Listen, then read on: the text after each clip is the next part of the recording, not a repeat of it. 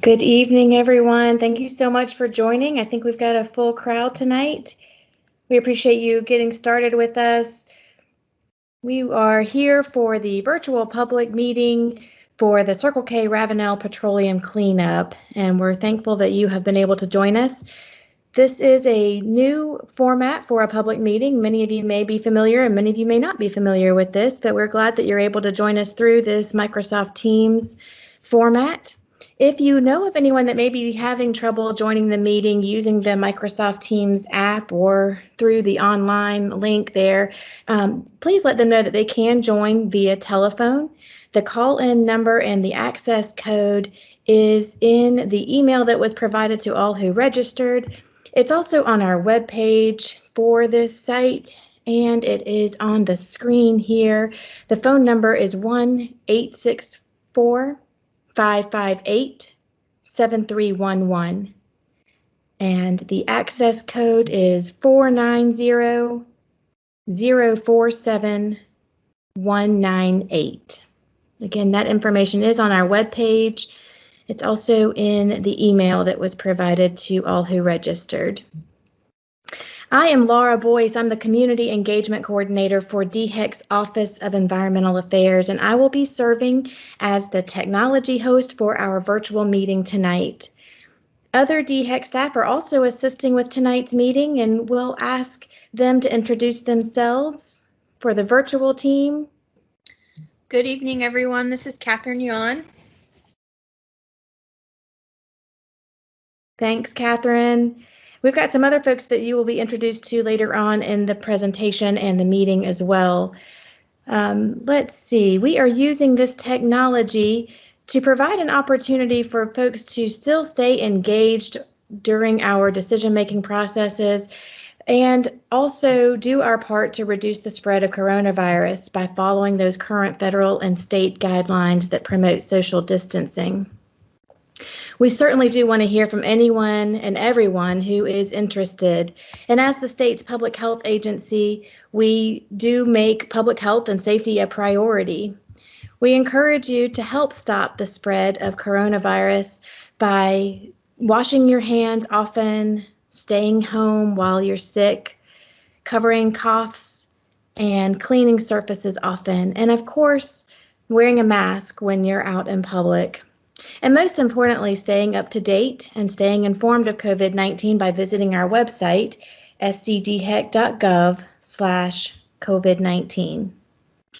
Your participation tonight is very important to us, so we've gone to extensive efforts to ensure that anyone who's interested in engaging with us has the ability to do so. We're very thankful for the assistance of all of the folks at DHEC as well as the technical staff working together to provide this meeting tonight.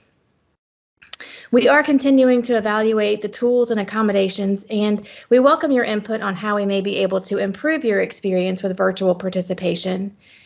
There will be a form on our webpage after tonight's meeting that will ask for your thoughts about the virtual meeting, and we really do welcome those thoughts. That helps us a lot as we plan to make improvements to our public meetings. For those who are joining through a laptop or an electronic device, there's a couple of tips that we can provide to help you make your experience go smoothly. We do encourage you to close other applications running on your computer and turn off any other streaming services or devices at your location for the duration of the virtual meeting. After the presentation, we will unmute lines and provide an opportunity for you to ask questions. We do ask that you keep your line muted and your camera off until it is your turn to speak. This virtual meeting is being recorded, and the recording will be placed on our webpage in the next few days. Ryan Ariel will be serving as your facilitator tonight, and I will assist after the presentation with some additional instructions for the Q&A, the question and answer portion.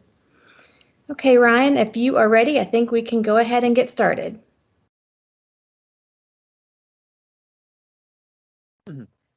Good evening, everyone. Little different circumstances than what we're normally accustomed to when hosting these community meetings, but We do have several folks here tonight from the community, and we welcome you guys. And hopefully you will be educated tonight on how we're going to move forward and what's going to take place at the petroleum release that occurred at the Circle K, located at the intersection of Savannah Highway and Highway 172. I know from previous meetings we have made it our obligation to keep the community informed and up to date on the situation and cleanup progress being made towards this petroleum release. And I think you will get a good bit of information tonight and how we are going to move forward. So,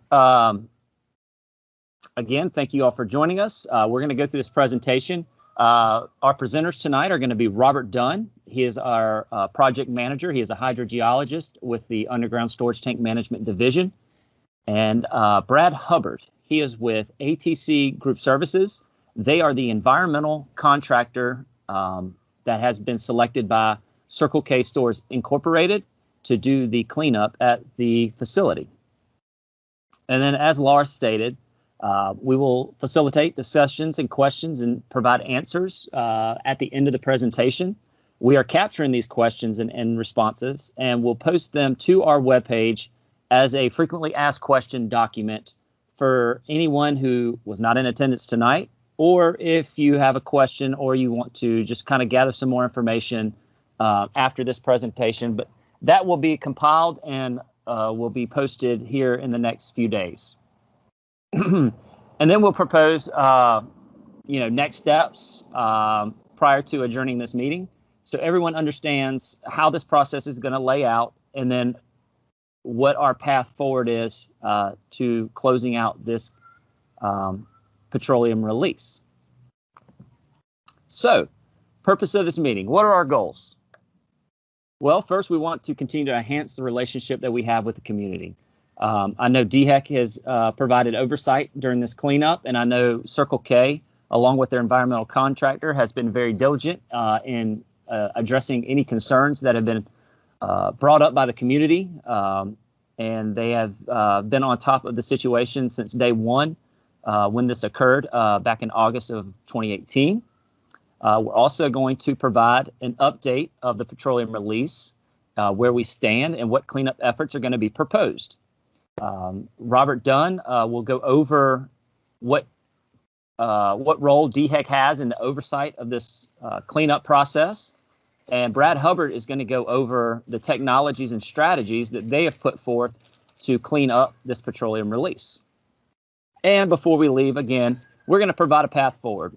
You know, everybody wants to see daylight at the end of the tunnel, as do we at DHEC, as our motto is, healthy people in healthy communities. And so we're going to look to try to provide a little bit of insight as to what we see moving forward. Now, with that, I'm going to turn it over to Robert Dunn, a hydrogeologist with our underground storage tank program, and he is going to go over DHEC's role in the oversight process.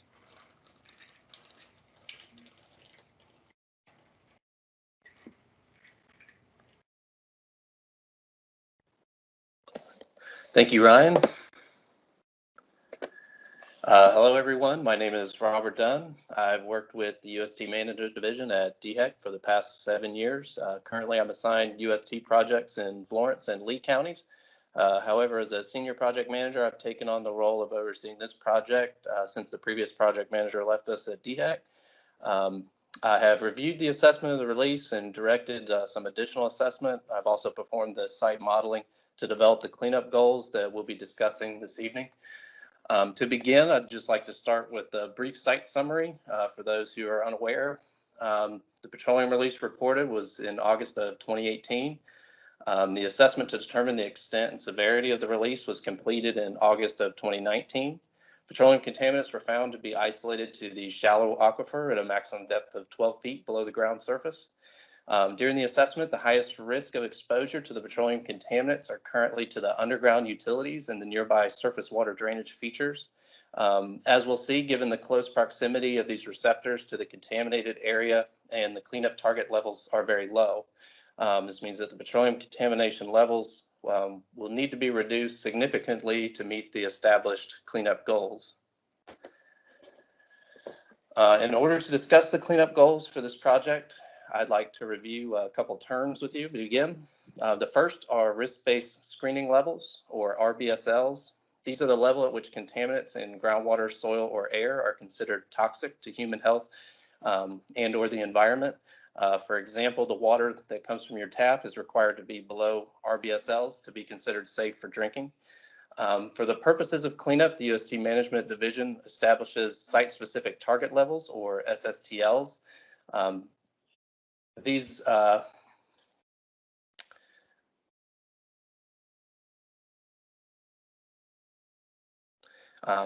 will replace the risk-based screening level, the RBSL, and they're applicable to all the monitoring wells to ensure that contaminants will not exceed the RBSLs, where they're most likely to encounter receptors like water supply wells, surface water features, utilities, and other receptors. We can use the SSTLs due to the fact that the contaminant levels will decrease as they move away from the source area and through the subsurface. You can think of it, if you're sitting at a campfire and you're standing next to the fire, you can feel the heat, you can smell the smoke, and you'll get that fire's effects. However, if you sat 30 feet away, you're less likely to feel the effects of the fire, and that's kind of what the SSTLs are. You would need to be next to a larger bonfire in order to feel its effects. So the SSTLs kind of define that safe distance from the contaminants. For the purposes of cleanup, the UST Management Division establishes the SSTLs. And so this also allows for targeted remedial approach, attacking the worst parts of the plume that are most likely to impact receptors. To generate the site-specific target levels, we developed by evaluating the soils at the site, the extent of the groundwater contamination, and also through observations of the groundwater flow direction and velocity, or the speed with which the groundwater flows through the subsurface, as well as determining the distance between the monitoring wells and the receptors. So for example, we have a map here of the site. The map shows the extent of the contamination is indicated with the contour line around the monitoring wells. Groundwater within this boundary is above the RBSLs. The yellow highlighted regions that kind of strike across the stream, they indicate the location of fiber optic, water lines, and also a storm drain that runs through the median of Highway 17. We take the potential impact to the utilities into consideration, as they can generate pathways for the contaminants to spread more easily, thus increasing the likelihood of it impacting additional receptors further away from the source. The contaminants can enter the storm drain or travel along the utility lines. Additionally, if service was needed to these lines, workers would potentially be exposed to the contaminants. Again, as we can see, the storm drain's highlighted again down the middle of Highway 17. And I kind of outlined the surface water features to the northeast and the southeast of the map that you can see. And these flow readily to those points. In the next slide, here we've identified 6 water supply wells that lie within 1,500 feet of the release.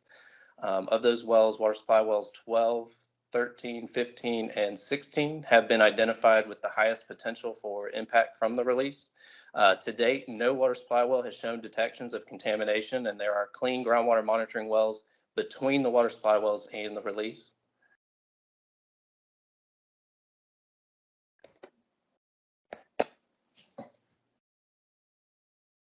And now that we've discussed how the cleanup goals were established, we'll look at how DHEC will evaluate performance of the corrective action.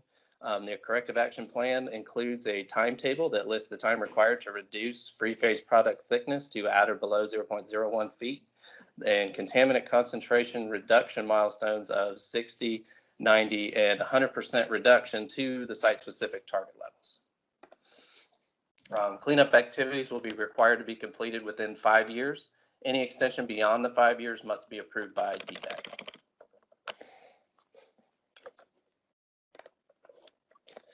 To ensure that the goals are being met within the proposed time frame, case reports will be submitted every 6 months for review. Case reports will be updated to the web page for you to review as well. If you have difficulty with digital copies, a hard copy can be provided. The case reports will include a brief summary of corrective action activities performed, as well as groundwater sampling results in comparison to the established SSTLs for evaluation of progress towards the cleanup goals.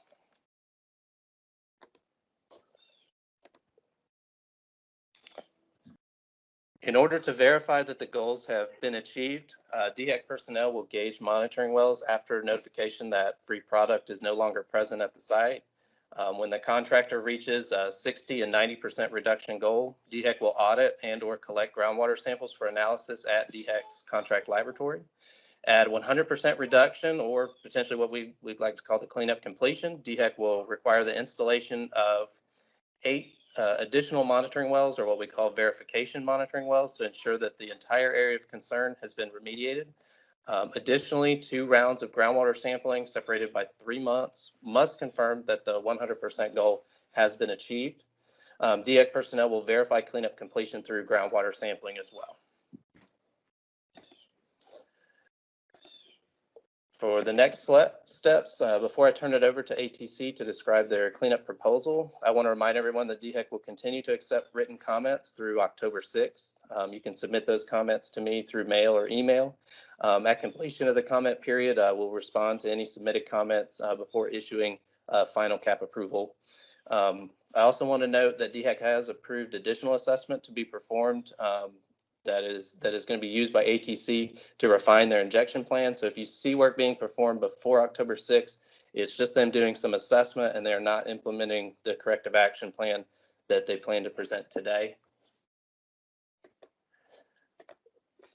We'll continue to utilize this webpage used to set up this meeting to distribute information as we move forward with remediation of the release.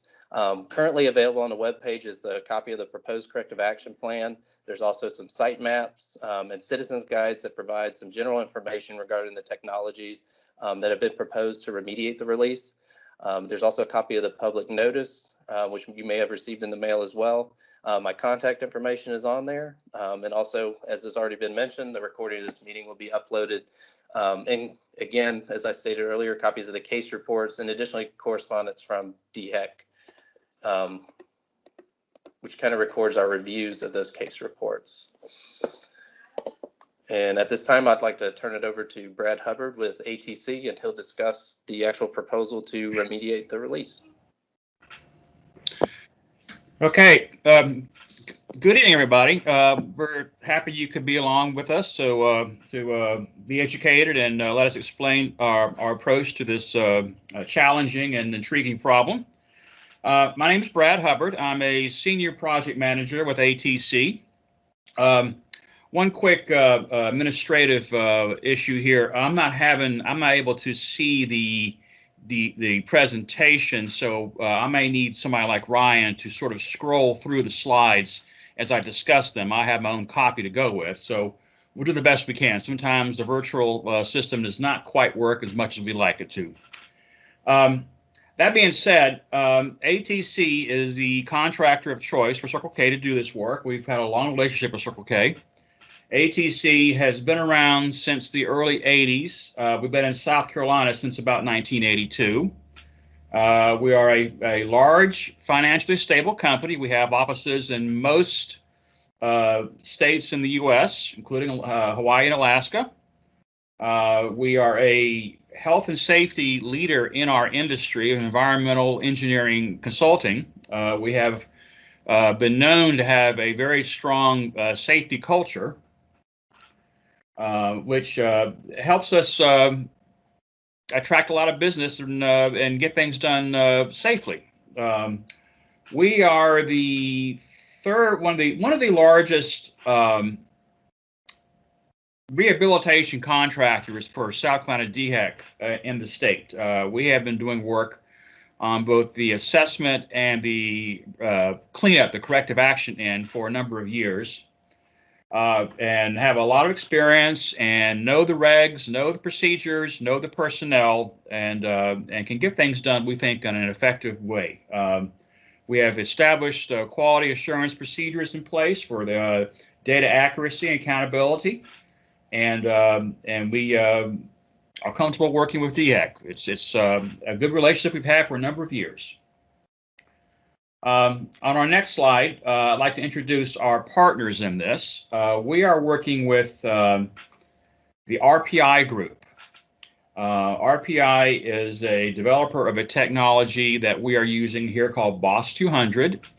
They are also partnered with AST. RPI has designed and owns a patent to this technology. AST is a licensed contractor under RPI to design and apply this product at sites around the country. And as a third leg of this, we have approved installers we use for drilling, injection, and so forth. And they partner with us. We do the overall design and management and are responsible for making sure things get done. That being said, I want to digress a little bit here and talk about the process that we used when we first got this site, and we knew that it was going to go to corrective action. There were a lot of technologies that are out there in the industry to do corrective action cleanup on these type of sites to get the free floating gasoline out of off the water table, out of the seeping out of the ground and the groundwater. So we kind of went through an evaluation of, based on the site conditions, what would be the best effective technology. A lot of the tried and true processes that involve a lot of infrastructure, installation, drilling, trenching, so forth, we felt would not work here because of the conditions. It's a busy site. It's on a major arterial highway. The contamination is very shallow. The water table is very high, and it's a sandy soil. So we thought that an approach that has been proven to use, it's been proven to be used across the country. It seemed to be tailor-made for this kind of situation. So we've engaged with AST and RPI to present a plan to do the BOSS 200 application. So next slide here is a technology overview and chemistry involved. BOSS 200 is a patented process. They use what is known as trap and treat. Now, what that means is that this compound, this substance, it's a activated carbon with a number of nutrients and what are called electron acceptors, some compounds, nitrate and sulfate, a blend of non-toxic but very effective bioaugments, facultative organisms. What it does is, in effect, once you stick it in the ground, it takes that free product, that gasoline that we know is floating around there, and it pops up on the surface, and it traps it. It just grabs it, and it won't let it go. And so it goes away. You won't see it. You won't see it on the surface. You won't see it in the wells. If we feel we need to do some vacuum work to get some residual out of the wells, we do that too. But we anticipate that this material is going to basically, right out of the gate, make a huge difference to what you're going to see.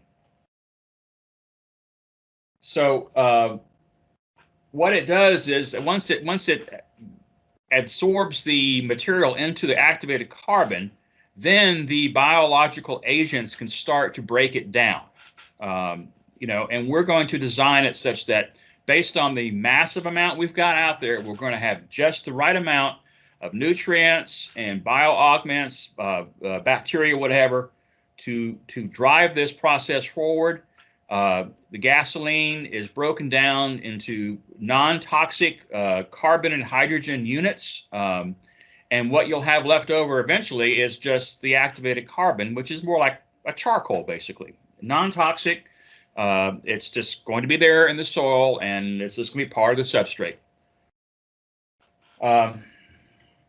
And this is designed for petroleum hydrocarbons. It's made to really focus on the blend that's in a gasoline. The next slide here is a little bit of information about AST's prior applications of this across the country. They've been at this with RPI since 2003 and have and worked on quite a few sites. A lot of them have been in the Tennessee and Kentucky area. They're based out of Kentucky. But they've done over 600 projects nationally and internationally in 44 of the 48 lower states.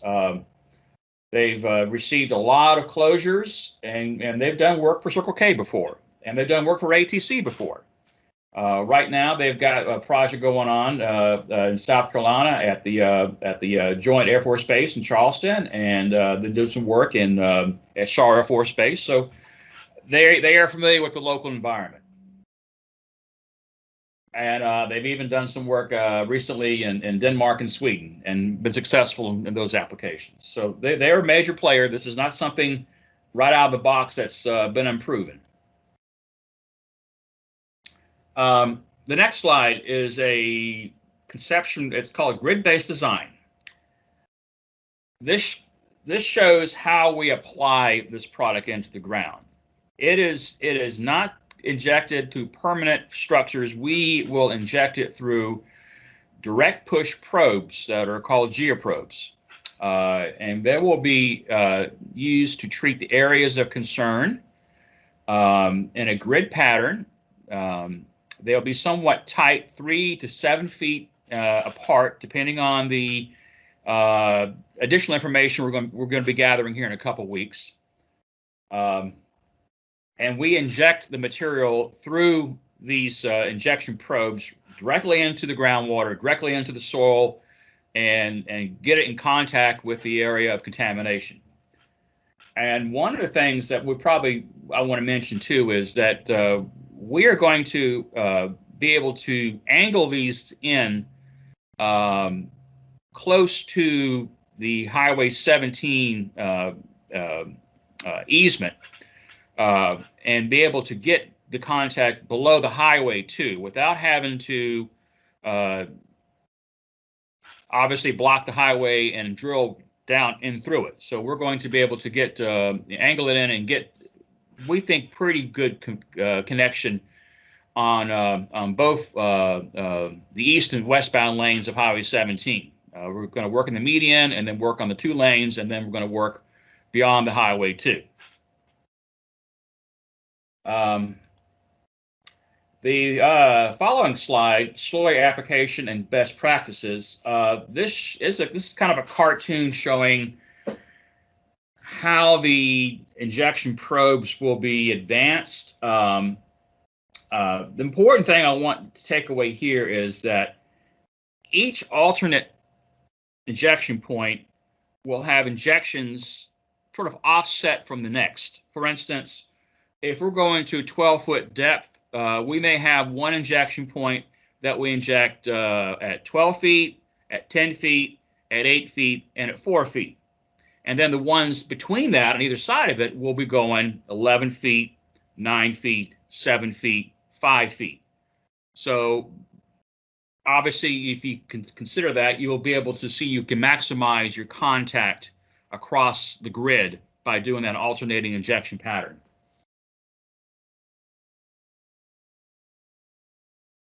Okay. And this slide here, BOSS 200 conceptual treatment zone. This is kind of what we're thinking we're going to be looking at. It's, obviously you've got the plume boundary that's defined there, and you've got these different colored zones. And each of these zones, and of course you see that we're going to be working in the highway as well. We're not going to be injecting into the highway. Like I said, we're going to angle so that we can get below the highway without having to drill through it. Our concept right now is to work on the worst case areas first, areas that have the highest amount of free face product, the highest amounts of soil and groundwater contamination. As we move through, we may go to the more distant or distal parts of the contamination where it's just groundwater contamination only. But what we have seen in the past is in many cases, as you attack the source material, the further areas that are not receiving a flux of material from the source start to break down on their own. So as we proceed here, we are going to, as they say, chop off the head of the snake. And once we remove the source, we hope that we will not have to do the areas outside. They'll break down on their own. If we need to, then we go back in there, and that'll be a second application to polish off the further areas of contamination. But once you remove the source, normally we see a natural breakdown of contamination, and you stop the migration of the contamination further from where it is right now.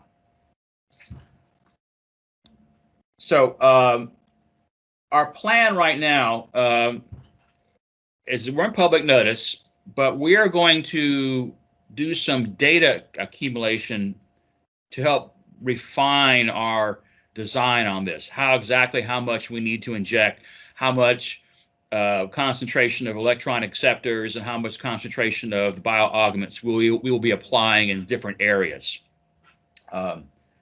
But we feel like this is a great technology. It has been proven to work, and we think we're going to be able to get this done certainly on schedule. We hope it's going to be done way ahead of schedule, the schedule that DHEC wants us to do.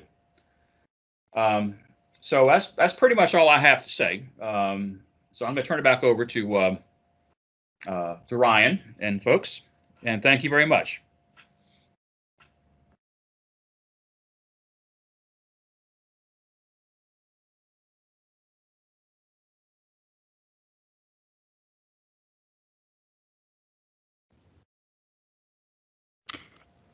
Thanks, Brad. We will go ahead and move into the question and answer, Ryan, unless you needed to say anything before we get started there. No, I'm good. Great. So as we said earlier, tonight is so important that we hear from you and everyone that has interest tonight. A few guidelines just to help us get started. As a reminder, we are recording this meeting, both as a resource to our team to share within our team, but also to share with those who may not be able to join the meeting. So we will be making a copy of this meeting available on our webpage. Also wanted to remind you that we may need to mute lines if there is any extra background noise, but we will call on you and unmute your line when it is your turn to speak to ask your questions. We want to make sure that everyone can be heard tonight, so we will try to keep an eye on the time and make sure that we can get to everyone who is interested in asking questions. Okay, so there are a couple of ways to comment or request to speak. You can raise your hand by clicking on the little hand icon in the floating toolbar, or if you're joining by phone, you can unmute your line and we will know to call on you. If you're doing that, joining by phone, press *6 to unmute. Once you've unmuted, either on the phone or on your computer, please refrain from speaking until we do call on you. We'll call on you either by your name or the last 4 digits of your phone number. When it is your turn to speak, please clearly state and spell your name. And if we have any background noise, like I mentioned, we may need to mute you, but we will get back to you as soon as we can. Additionally, if for some reason you're experiencing any difficulty with muting or unmuting, we welcome you to submit your questions via email to the addresses that are on our webpage and are available in this presentation. And if you are having any issues with audio, we do encourage you to call in using that phone number on the screen and the access code. So with that, we will go ahead and get started with question and answer. Again, you can indicate that you have a question by using the hand icon on the floating toolbar or by unmuting your line. All right, I see we do have a hand raised. We have Buddy. You can unmute your line and ask your question. Please give us your name and spell it if you don't mind.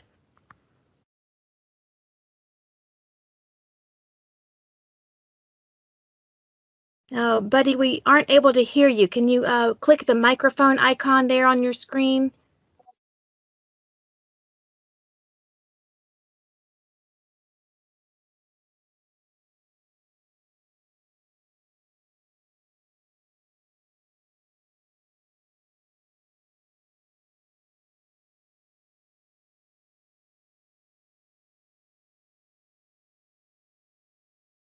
Buddy, I'm still not able to hear you. Buddy, if you move your mouse over the presentation, you should see kind of a floating toolbar. And if you click the button that looks like a microphone, right now it probably has a line through it because you're muted. But if you click that, we should be able to hear you.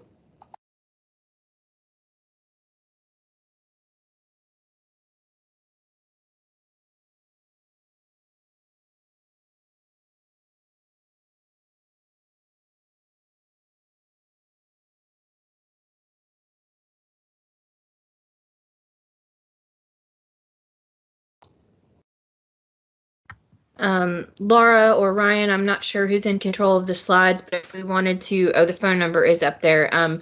Buddy, the phone number and the access code are also listed on the screen.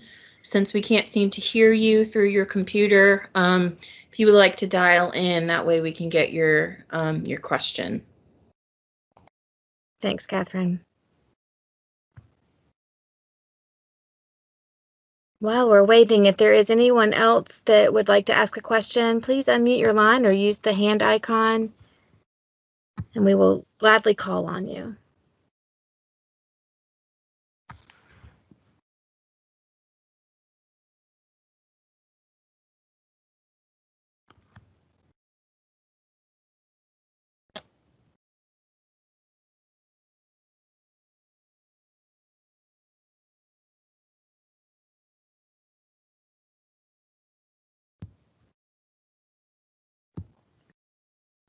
We do have several folks that are joining us through our UST Management Division, as well as our Charleston Regional Office, that are available to answer questions. If you don't have any questions tonight, they certainly are available to respond to them through phone calls or emails. And those addresses and phone numbers will be available on our webpage. As Ryan mentioned, we would like to be able to provide a list of questions that folks in the community may have on our webpage so that others can see what has been discussed and what kinds of interests and concerns there may be, and so that we can use them as a resource as we move forward with making a decision about this cleanup project.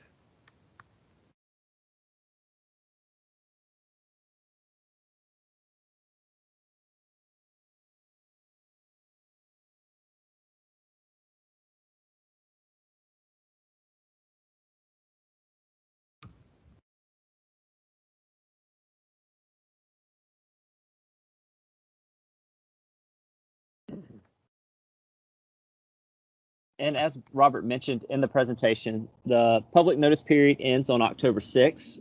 If you have any questions or comments to the proposed corrective action plan that ATC and Circle K Stores Incorporated has proposed or submitted to DHEC, just please submit those comments or questions to Robert Dunn. His information is here. If you have any general questions, you can reach out to me as my information is on the screen as well. And or I guess we'll do a last call on any questions in regards Ryan, to the presentation. This is Catherine again. Buddy has commented in the chat asking for the phone number and code. So if we could give him a few minutes. I know a few folks are having trouble seeing the presentation, so he may be one of them. But if we could just give him a few minutes to try and get dialed in. That's no problem. Thank you.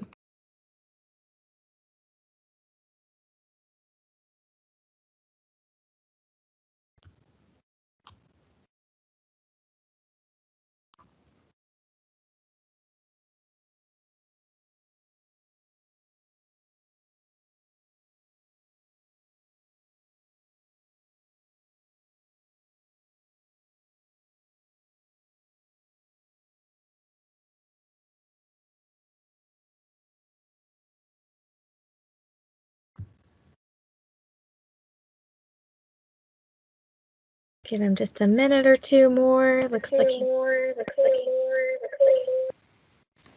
Laura just admitted someone. Thanks, Wendy. This is Buddy. Hey, buddy. It looks like you, if you would turn your computer speakers down, I think you may still be joined through your computer. How's so that? That's why we're getting a little feedback. Thank you. Are you still getting it? No, sir, that's better. Thank you. Okay. Okay. My name is Buddy Petit, P-E-T-I-T. I live in Jacobs Point, and I live on the pond. And I've noticed all summer long there's been no fish activity whatsoever. Normally during the spring we get them bedding and everything, spawning. But this year I even fished it all summer and haven't got any action whatsoever in the pond. I was just curious about the pond. Okay, that question probably could be directed towards Robert. If you have any information on the surface water sample location and anything in regards to that pond right there in Jacobs Point. Correct.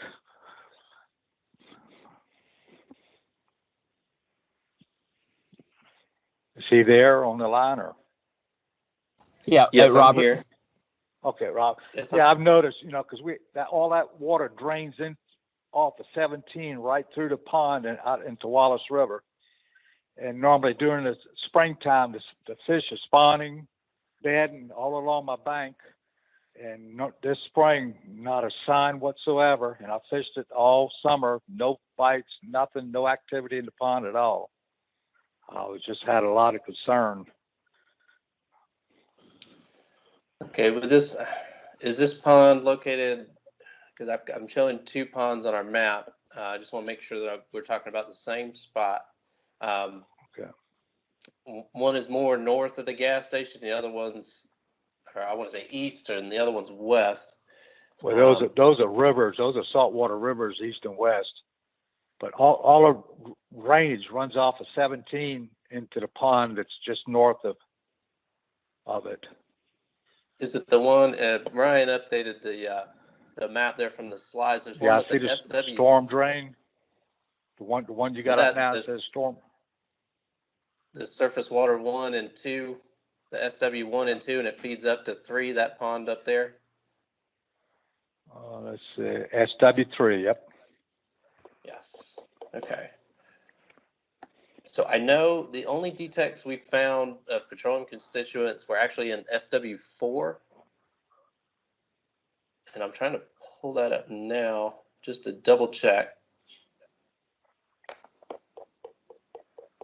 I mean, because all that storm runoff and that whole section of 17 goes in through right off beside Jacobs Point. It's next to the Dive Center and comes all the way through the pond and then it empties into the Wallace River. And like I say, every year we always have fish activity, big time. This year we have none. Okay. Could it be the alligators? Yeah, still got some gators. Yeah, matter of fact, 2 of them was laying in my backyard today, 2 babies. Well, where there's babies, there's a big mama, so that could be where all your fish went. I mean, I've been here for years. Every year I get a lot of fish activity. All gators have always been in here, but this summer, the spring, there was no spawning, no bedding, nothing. And like I say, I was just concerned because all that water off 17 drains right through that pond. Mm-hmm.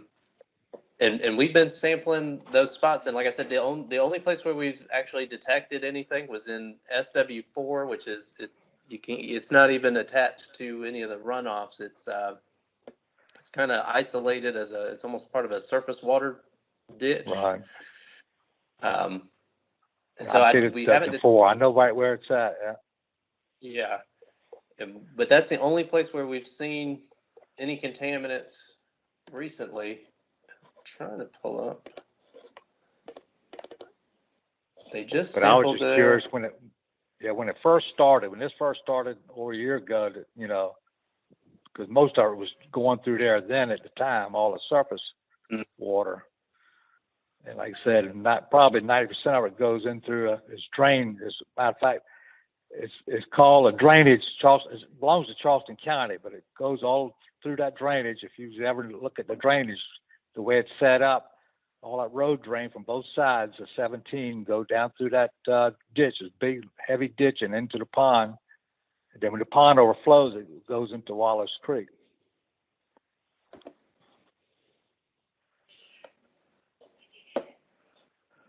Yeah, and you can look at this map too, right here. Yeah, I see it. Yep. Pettit, and the contamination boundary. The contamination boundary. So obviously, Right. We understand that the contamination in the groundwater is not affecting the pond. So we know there's no contamination coming from this petroleum release. And concerns with the runoff, that's some things that we can't control, obviously. People's cars leak. There's no telling what you're going to find coming off any highway. Oh, I understand that. So oh yeah. we understand your concern about the natural waterway, and we are sampling at the mouth of that pond to ensure that no contamination is flowing into it from this petroleum release.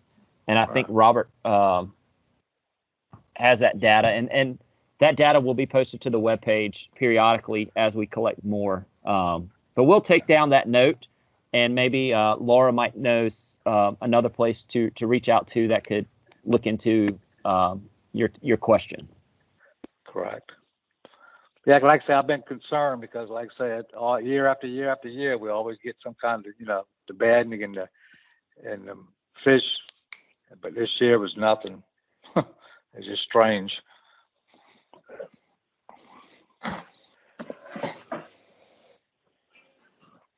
But I appreciate everything y'all doing. Thank you for your question. All right, thanks now.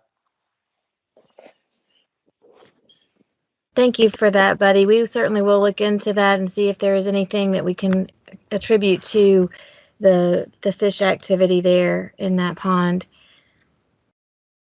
Is there anyone else that may have a question for our folks at this time?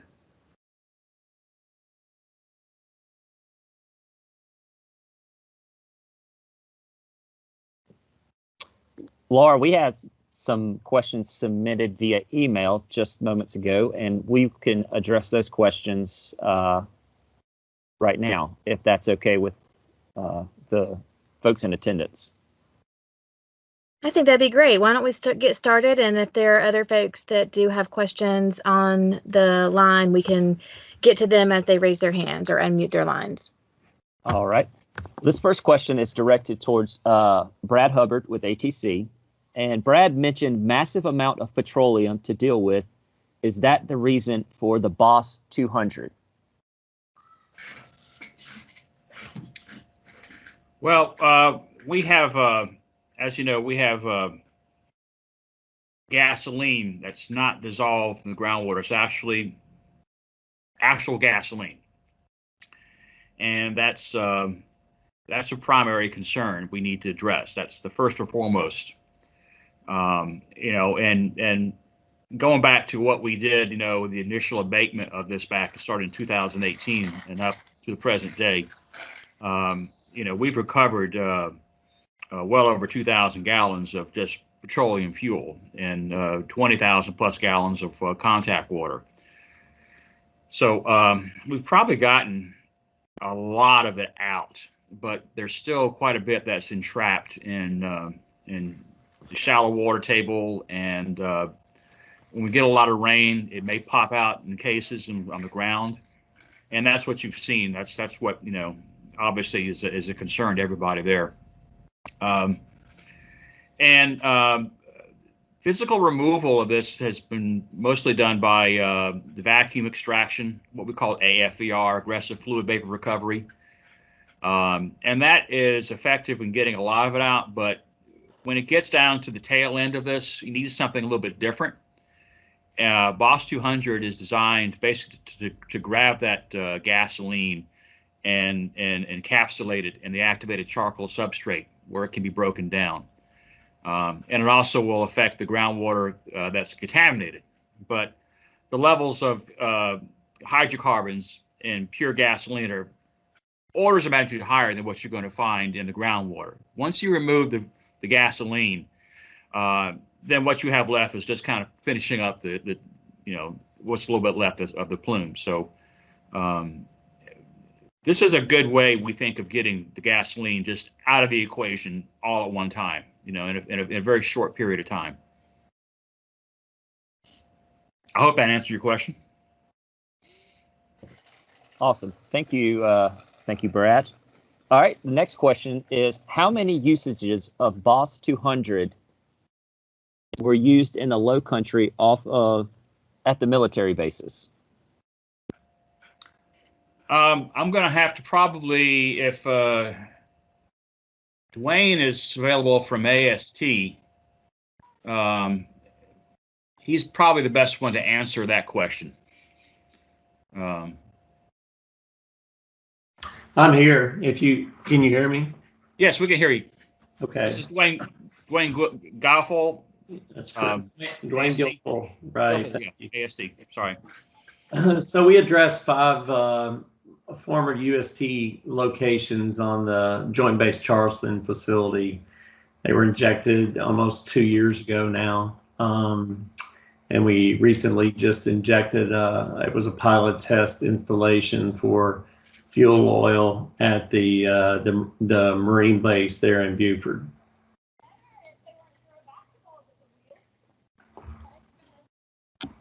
All right. Mr. Kilgallen and any others who may be having issues with your microphone or the speakers, do feel free to call in using a phone.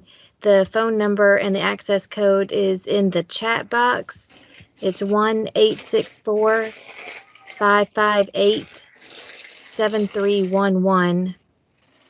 And the access code is 490-047-198.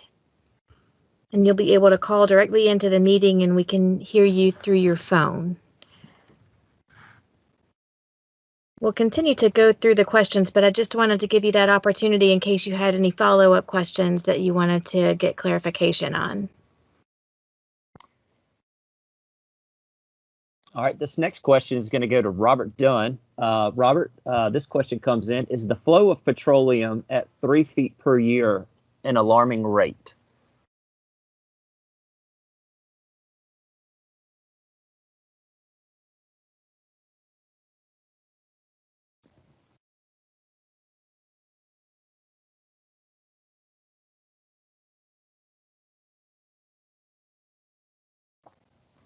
Robert, don't forget to unmute.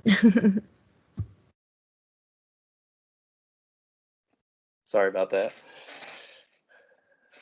I think that the 3 feet a year is actually kind of surprising for what we found during the assessment. It's not a considerably fast rate, and we've seen through, I think since we've started in 2018, we haven't seen the plume advance beyond where we initially captured it at, which is good. And I think going forward, that will help us as well, because it'll allow that water to kind of sit in what they're planning to eject and help that treatment process kind of go along. And then as water does slowly move through it, it'll also help filter that out as it goes through that carbon, and then those microbes are able to break down the contaminants. So I don't think the rate of the groundwater flow is too alarming based on what we've seen in the past 2 years of groundwater sampling. Robert, this is Brad. Maybe I can help clarify something too. Okay. That 3 feet per year is a groundwater flow velocity. It's a first order approximation based on some of the assessment we did. And the question had to do with movement of the gasoline. The gasoline floats on top of the water table. The water may have a certain flow velocity, but the gasoline, being a non-polar organic compound, behaves differently than the groundwater that it sits on top of. It will tend to not move very fast at all because it's under a different hydrogeologic constraint. It tends to want to grab onto soil particles, especially smaller particles, high organic particles. the groundwater below it has dissolved contamination from the above free product will tend to move at the velocity of the groundwater itself, but the gasoline on top will tend to not move that fast. You know, maybe a factor of half or less than what the groundwater flow is.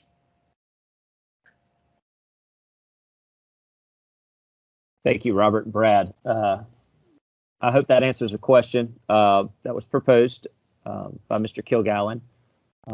Moving forward, the next question, and this will go to Robert Dunn. How much money is left in the budget for this cleanup, as discussed in prior meetings, and how does this affect the decisions to be made?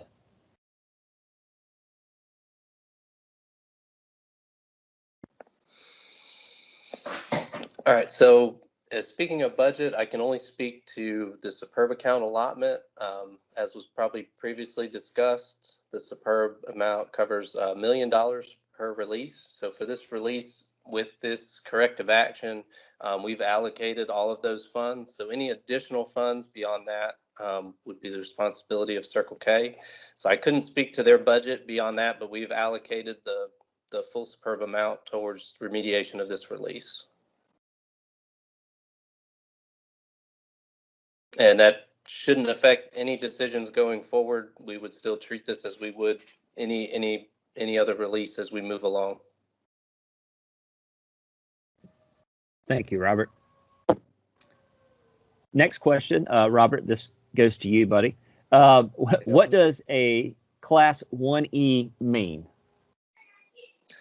So we rank releases based on risk-based corrective action. So what we look at is basically what is the risk. In this case, we had a substantial amount of product that when the release was discovered, you know, it was seeping out at the surface into the roadway, into the storm drain area and the median, and into the utilities.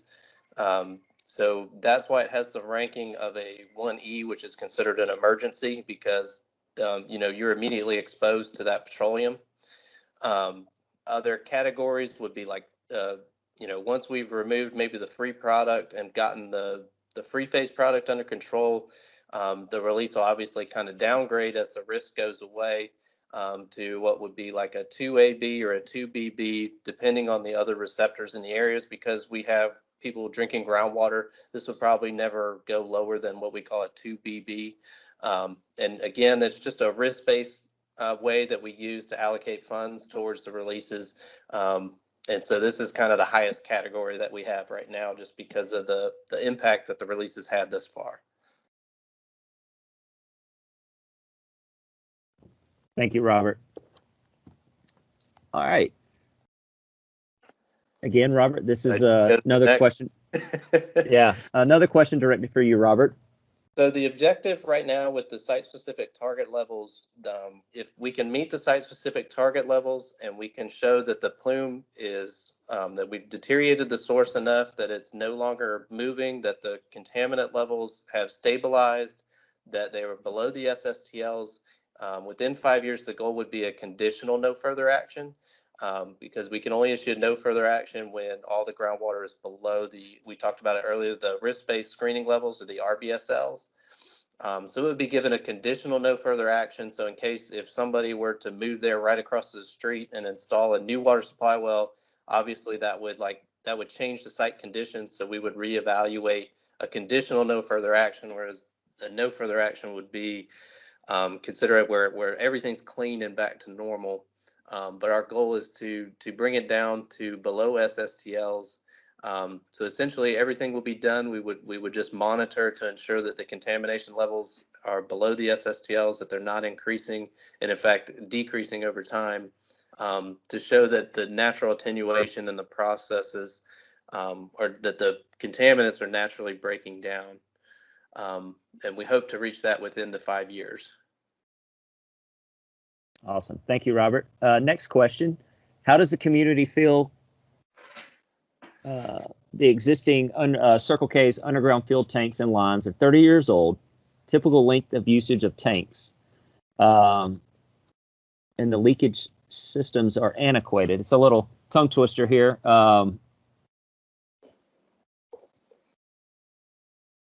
So I guess this question would be directed towards a Circle K representative and providing comfort that the underground storage tank system that is currently in operation at this facility is up to compliance standards, and how can they ensure the community to the comfort level that they feel everything is working as it should. Hey Ryan, this is Brent Puzak with Circle K. I can answer that. Okay, go ahead, Brent. Yeah, and so primarily, we've upgraded a lot of the auxiliary equipment on our tank systems. We've put in new double wall containments, and we've also increased our testing capacity or frequency on those systems as well.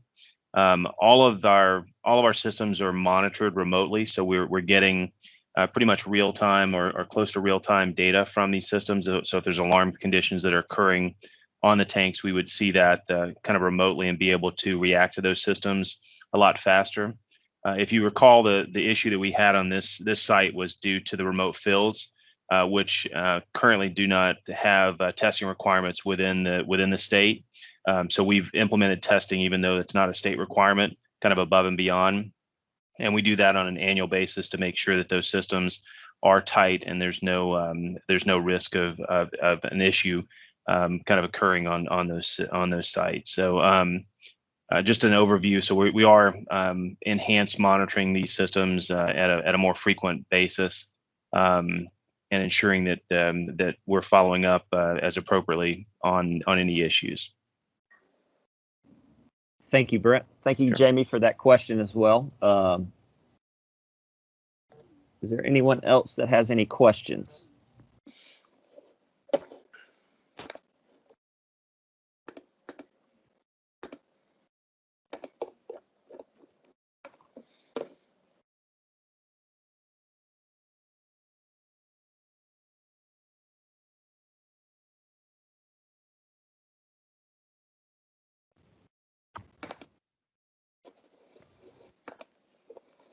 Again, to unmute your line to ask a question, please click on the microphone icon if you're on the computer, and that floating toolbar will appear with the microphone icon on it if you move your mouse over the presentation screen.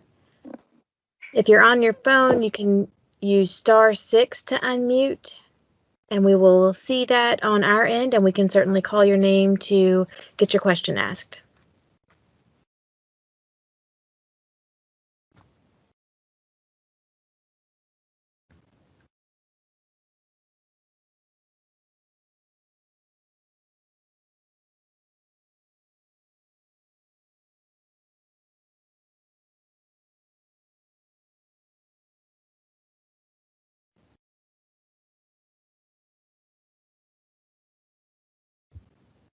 Ryan, I don't see any unmuted lines or any hands being raised.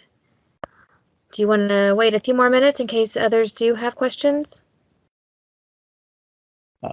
Yes, we can do that just in case something comes to mind here within the next minute or so. And then if wanted to let Circle K representatives have an opportunity to speak if they would like to do so before we convene. And I think that will wrap up our virtual meeting here in the next few minutes or so.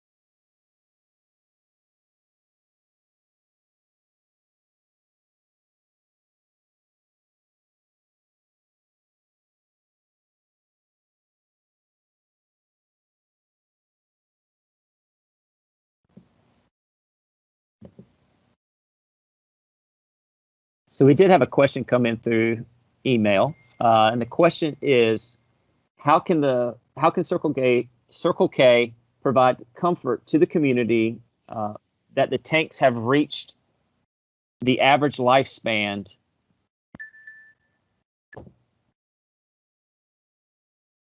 and they didn't know about the first petroleum release, but how can they ensure the community that another one won't occur?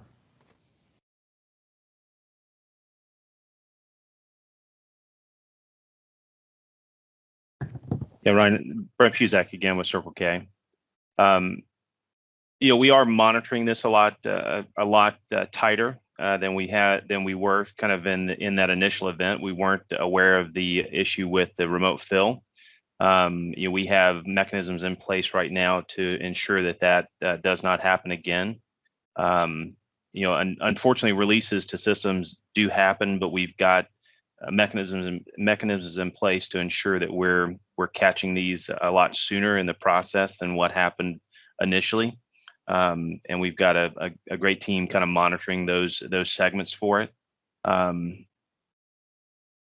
That's kind of where we're at on this. We're continuing to look at this site kind of on an ongoing basis. We've got team members that are out there once a month. We pay an external company that visits really all of our South Carolina locations once a month and does monthly visual inspections on these systems to also look at that to make sure that nothing is being missed from the electronic system. So there's a lot more visibility into these systems today than were there a year to 2 years ago. So we're confident that provides a level that we didn't have previously. So I'm hoping that answers your question. I'm happy to kind of dive into it further if there's more, if you'd like more detail on specifically what we're doing.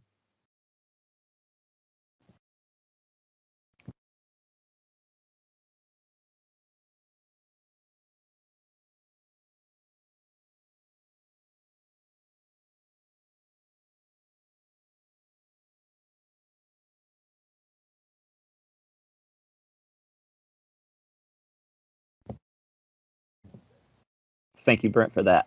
Sure.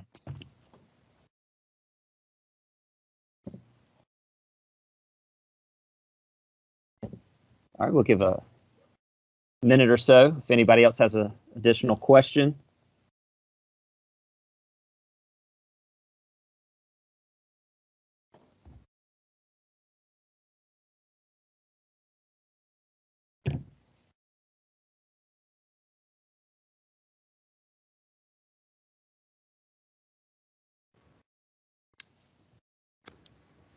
All right. Brent, I know you're on the line here. I just wanted to give Circle K an opportunity if you guys wanted to speak before we convene. You have that opportunity now if you want to. If not, I'm going to turn it back over to our tech host, Laura Boyce. Yeah, Ryan, I would just comment on a couple of things. I mean, I just want to reiterate our commitment to making sure that we address the issues that have occurred from this release, and our commitment to ensure that hopefully this does not happen again. We're trying to put things in place to ensure that does not occur.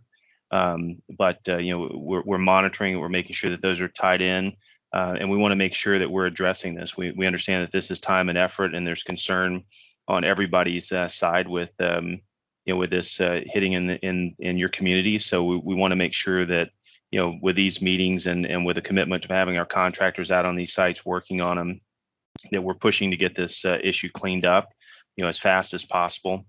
And we're diligently working with DHEC and the consultants and everybody involved to ensure that occurs in as fast as possible manner. So just wanted to have an opportunity to kind of reiterate that. I know we've shared it in earlier meetings, and we'll continue to try to push this through to closure. And certainly happy to be available for any other questions that the community might have or that might pop up for this or our systems in the future. So thank you for that opportunity, Ryan. Thank you, Brent. Thank you for you guys attending this meeting tonight. I do want just to kind of reiterate, public comment period ends October 6th. It will probably be here before we know it. So please make sure that you get your written comments submitted via email or by U.S. mail postal to Robert Dunn. The address is here on the screen, as well as his email address. That way we can document these comments and get a response to you once this public notice period has elapsed. Also want to direct you to a web page that we have set up for this cleanup. It's here on the screen, and we ask that you utilize this web page as a resource to stay up to date with current ongoing activities, as well as current data that's being submitted to DHEC by ATC on Circle K's behalf. And that way you can follow along in the progress of this cleanup. And if you ever have any questions that come up from any of these reports that are submitted, or anytime during this cleanup process, please do not hesitate to reach out to DHEC to ask those questions, and we will provide you a response in a adequate time period. With that, I would like to turn it back over to Laura Boyce, our tech host, before we convene. Thanks, Ryan. I did put the web address into the chat box so you could click on it to get there directly. I also would like to remind everyone we will have a feedback form on that web page. We are very interested in your thoughts about the virtual meeting and the platform that was used and how easy it may have been to participate in tonight's meeting. Once again, our recording of this meeting will be posted on that web page in the next few days, and we will keep that feedback form up for several days also. Is there any other materials that we need to add to the web page, Ryan? I think once the public notice period ends, it will be a matter before we will have a report to upload for the community to review on any progress being made. But the notifications of activities to take place will continue to be sent out to the community members that we do have contact information on, just as it was prior during the assessment phase up before this cleanup. So if we have good contact information, generally it's via email, you will be notified when ATC will be out conducting any kind of remedial activities for this cleanup progress. Other than that, at the moment, we wait till October 6th to at the end of the public notice period before we can before ATC can proceed with any corrective action measures. Great. We do thank you for the questions that were asked here tonight, both verbally and through the email and the chat. We will post those on our webpage, and we encourage any others to come through so that we can get those questions answered for you as we make progress through this decision process. With that, I think we will sign off for the evening. Again, our contact information is available on that webpage, and we encourage you to continue staying in touch with us as you do have other questions that come up. Thank you to everyone for joining us, and I'll tell you good night.